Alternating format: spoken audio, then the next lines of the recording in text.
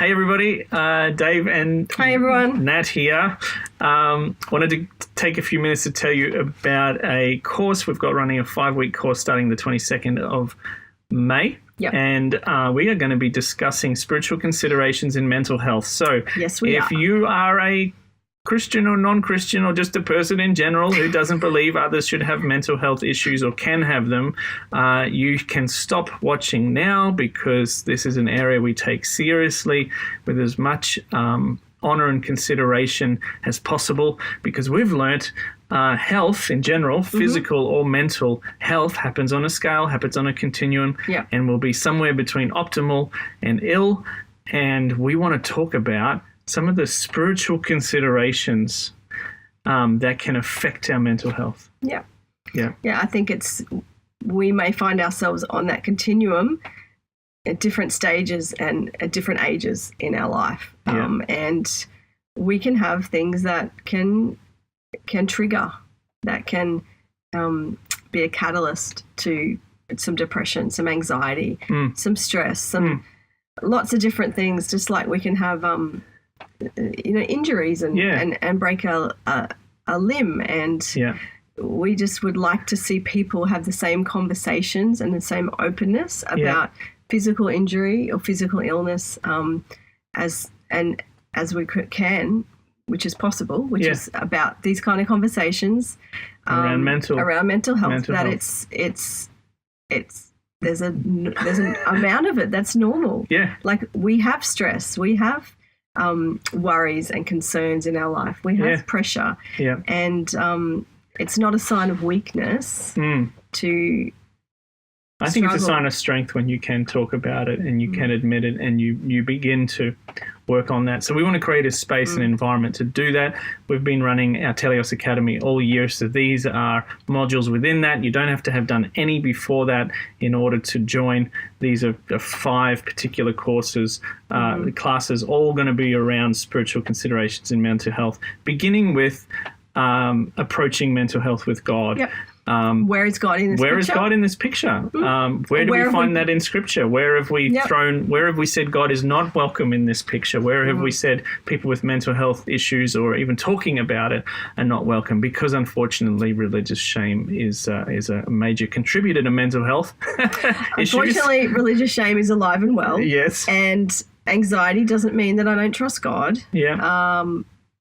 It doesn't mean that I'm weak. It means you're human. Yeah, it means that I'm human. And it's just part of it. And so some of us have dispositions to particular things like depression, anxiety, just as I've basically been walking with asthma since I was 4, but I've worked out ways to manage it, adjustments that I can take to mitigate it and minimize it. And for me, it's anxiety. I have about 4 of the 5 possible contributors to me having a predisposition to anxiety. Yeah. I need to manage that. I need to be aware of it. I need to know what makes it worse.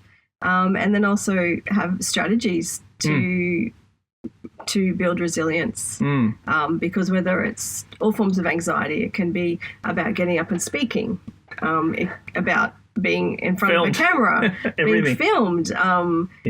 It's, and we're seeing a great increase in anxiety in our society. So let's talk about it. And let's talk about some of the spiritual considerations that can things we have to consider. Like, we're going to talk about generational sin and iniquity.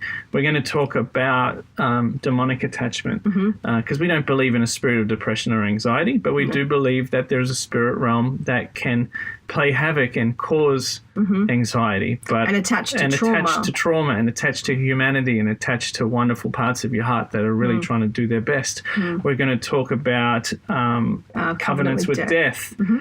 A whole stack of stuff. It's in the description. We do encourage you to register. Here's the deal. If you register, you have to register every week that you want to attend. If you miss out, you can go back and rent other ones, or you can join our Patreon page and watch all the ones that have been done so far.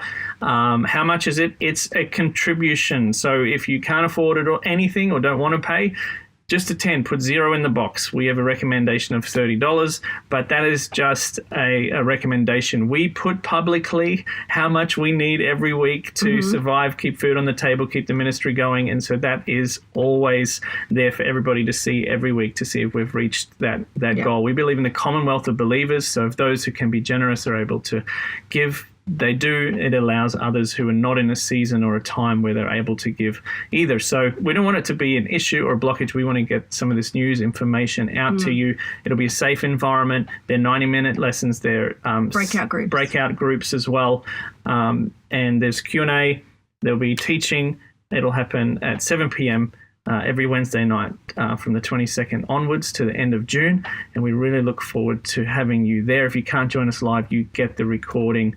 As long as you register, we will send you access to the recording. So if you're in the States and watching this and you're like, it's like the middle of the day, it's the middle of the morning, it's still dark, I'm not getting up. We get it. No one else does. No. Very few people do. So just register and we'll send you the recording. Yeah. So, and we just look forward to, dialoguing and seeing what you've come to believe about, mental health and God.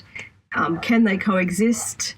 And just sort of really understand what we've come to believe. Natalie's a trained counsellor and social worker. I've got a prayer ministry training background.